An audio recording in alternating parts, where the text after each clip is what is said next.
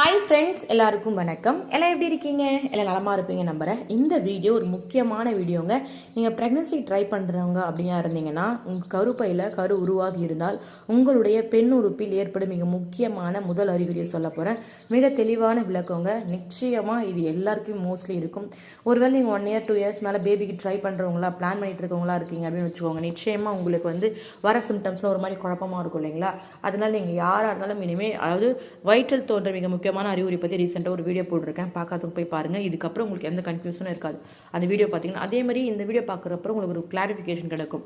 பீரியட்னா எப்படி வரும், ப்ரெக்னன்சினா எப்படி வரும், கரு தரிச்சிருந்தால் எப்படி வரும், மாதவிடாய் வந்தால் எப்படி வரும், மாதவிடாய் அதாவது குழந்தை பிறக்க போதுனா எப்படி வரும், அந்த மாதிரி எல்லா விதமான அந்த பெண்ணுறுப்பில் ஏற்படும் மாற்றங்களை பற்றி இந்த வீடியோவில் கிளியராக சொல்கிறாங்க.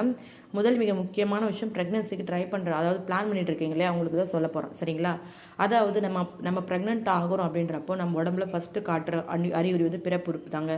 ஏன்னா அதில் வெள்ளைப்படுதல் வந்துட்டே இருக்கும்.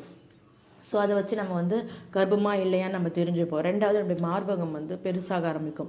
வயிறு ஒரு மாதிரி உப்பசமாக வீக்கமாக இருக்கிற மாதிரி ஆரம்பிக்கும்ல, அந்த வகையில் பெண்ணுறுப்பில் திரவம் கசிய ஆரம்பிக்கும். அது எப்படி இருக்கும் அப்படின்றப்போ, நீங்கள் ப்ரெக்னன்சி ஸ்டார்டிங் ஸ்டேஜ், இப்போது மாதவிடாய் தள்ளி போச்சு, ஓவலேஷன் டேட் பார்த்து உணர்ந்திருக்கீங்க, லைட்டாக ப்ரெக்னன்சி சிம்டம்ஸ்லாம் இருக்குது, மாதவிடாய் தொல்லை போய் ஒரு 4-5 நாள் தான் ஆகுது. அது மாதிரி இப்போது எனக்கு 20 மாதவிடாய் வரணும்னா 20 டேட்டு முடிஞ்சு ஒரு 26 28 இருக்கு, 26 இருக்கீங்க, 24 இருக்கீங்கன்னா அந்த டைமில் உங்களுக்கு உங்கள் பிறப்புறுப்பில் கோலையாக சளி வராது, நல்லா கண்ணாடி பதத்தில் வரும், சரிங்களா? நல்லா கண்ணாடி பதத்தில் வரும், இல்லை பழுப்பு கலரில் வரும், இந்த மாதிரி வரும். இதே உங்களுக்கு மாதவிடாய் ஆகிறதா இருந்தால் கோலையாக சளியாக நிறைய டாய்லெட் போகிறப்ப கூட கொத்தாக விழும், பார்த்தீங்களா?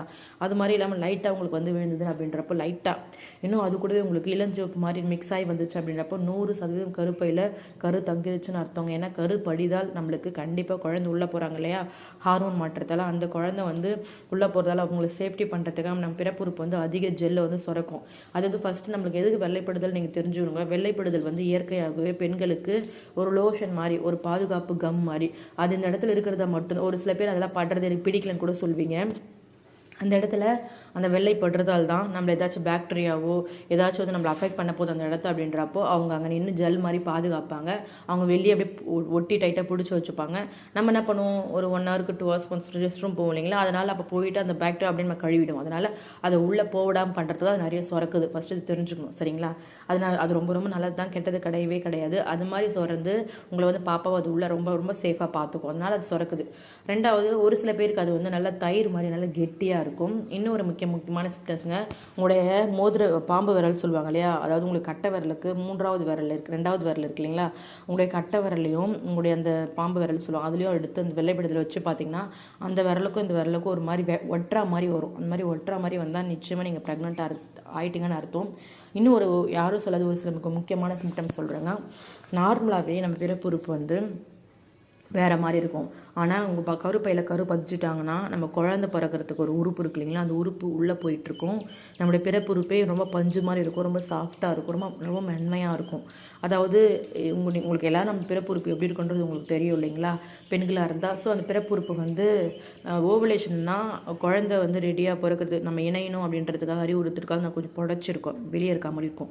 கணவன் மனைவி உறவில் ஈடுபடுற அந்த இடம், அதே உங்களுக்கு குழந்தை தங்கிடுச்சு அப்படின்றப்ப அந்த இடம் உள்ளே போயிட்டுருக்கும். நீங்கள் ஃபிங்கர் வச்சு செக் பண்ணி பார்த்தீங்கன்னாவே ஈஸியாக ஃபைண்ட் அவுட் பண்ணிடலாங்க. நிறைய பேர் எனக்கு என் ப்ரெக்னென்சியில் 100% இருந்துச்சு. அது இல்லாமல் அந்த பிறப்புறுப்பு மேலே இருக்க பகுதியாக ரொம்ப சாஃப்டாக ரொம்ப பஞ்சு மாதிரி இருக்கும். இது முன்னாடி இருந்த சாஃப்ட்னஸ் விட இது ரொம்ப ரொம்ப அதிகமாக இருக்கும். ஹார்மோன் சேஞ்சஸால் அது மாதிரி ஆகும், சரிங்களா? அதே மாதிரி உங்களுடைய பிறப்புறுப்பு இருக்கு இல்லைங்களா, அதுவே நிறைய மாற்றம் அடையுது, நீங்கள் கண் கூட பார்ப்பீங்க. அதனால் வெள்ளைப்படுதல் இப்போ உங்களுக்கு பீரியட் ஆக போகுதுன்னு வச்சுக்கோங்க, சளி கொத்தாக வரும். அதுவே உங்களுக்கு கருப்பையில் தங்கிருச்சுன்னா ஒரு மாதிரி கண்ணாடி பதத்தில் வரும், இல்லைன்னா ஒரு மாதிரி பழுப்பு கலரில் டைட்டாக வரும்.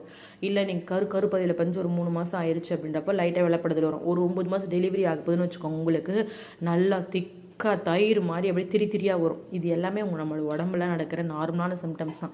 இதை வச்சு நம்ம ப்ரெக்னெண்ட்டாக இருக்கமா இல்லையான்றது சிம்பிளாக கண்டுபிடிச்சிடலாங்க. ஸோ இதை தாண்டி உங்களுக்கு வேறு ஏதாச்சும் வெள்ளைப்படுதல் வருது அப்படின்றப்ப கீழே கமெண்ட்டில் சொல்லுங்கள். எனக்கு தெரிஞ்ச விஷயம் நான் உங்களுக்கு ஷேர் பண்ணுறேன். இந்த வீடியோ உங்களுக்கு பிடிக்கும்னு நினைக்கிறேன். நிச்சயமாக இந்த வீடியோ பார்க்குற எல்லா சகோதரிகளுமே சீக்கிரம் ப்ரெக்னெண்ட்டான ப்ரேயர் பண்ணிக்கிறாங்க. Okay friends, thank you so much, bye bye.